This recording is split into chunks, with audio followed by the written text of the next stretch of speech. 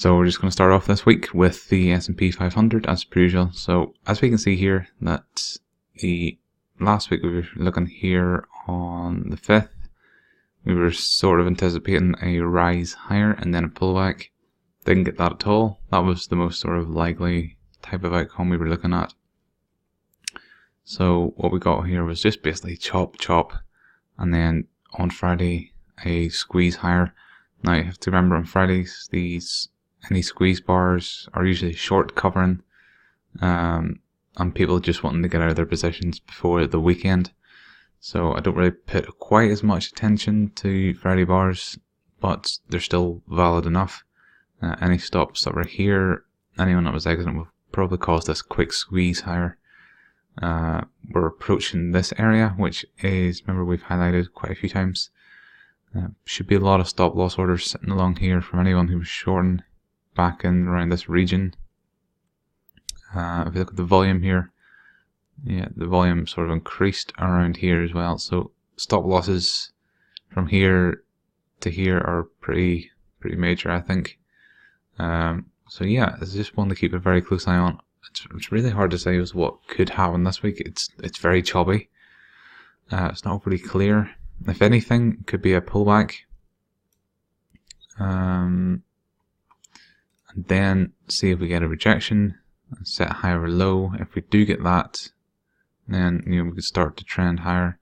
You don't know if we could, if we pull back over a few days this week, will probably just be a pullback week. Another option is,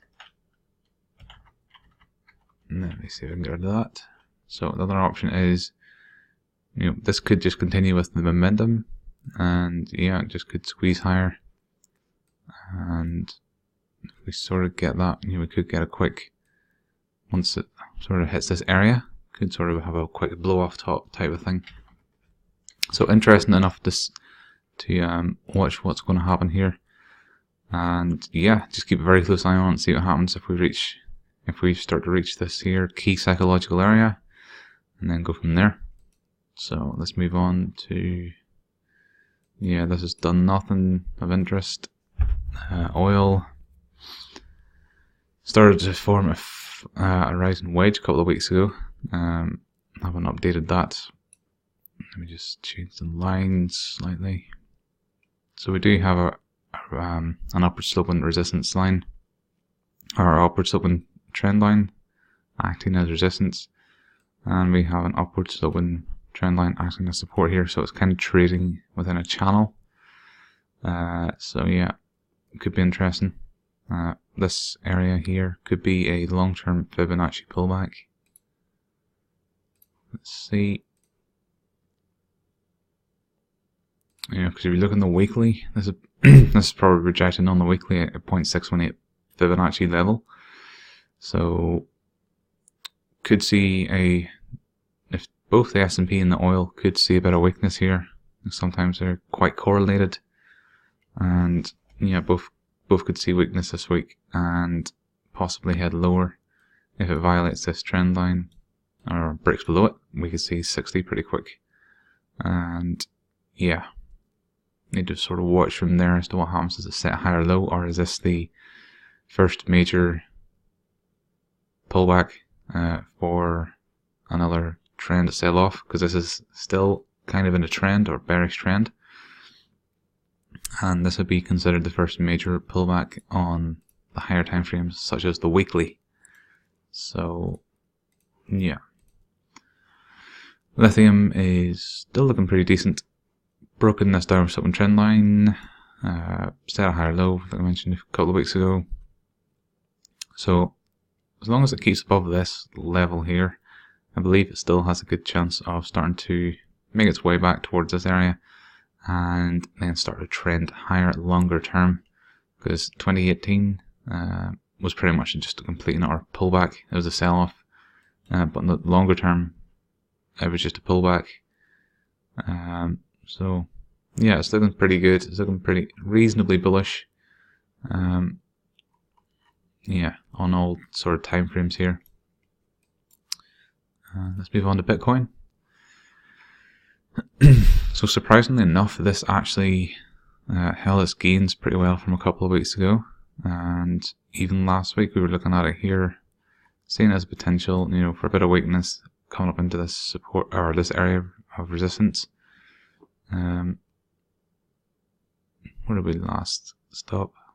So yeah, we were here. We popped higher, came back in, set a nice pin bar on this area of historical support resistance. So it's acted as resistance, acted as a bit of a breakout type area here, and also a breakdown type area here. So it is quite interesting to see how well this has actually stayed up. I think a decent amount of volume over the past week or two, and yeah, it's I'm still not fully bullish yet.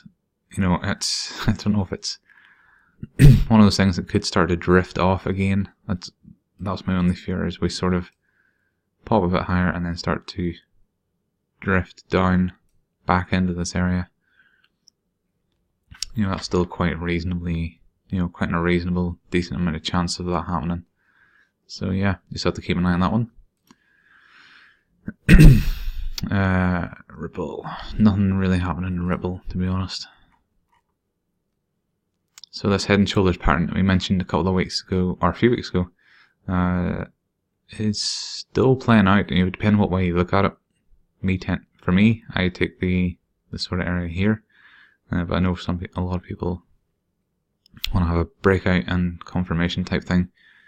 There still is a chance for this to head down to the lower ends of 1230 or so, but apart from that, there's no real other opportunities I can see just quite yet, but it could be within the next week or so. And just to quickly go over a couple of stock ETFs here, or a stock ETF is ERA, so this is uranium. We're starting to retest this downward sloping trend line against this. You probably could say this is maybe a wedge, so like a wedge type pattern.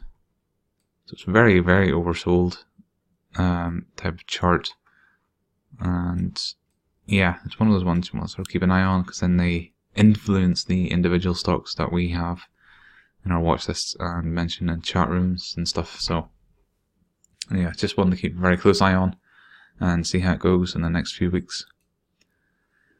Then Bev was quite an interesting one we seen last week. Bit of news out which sent the stock up. I think it was aftermarket, and so it gapped up the following morning and then ran from 538 all the way to around the 660s.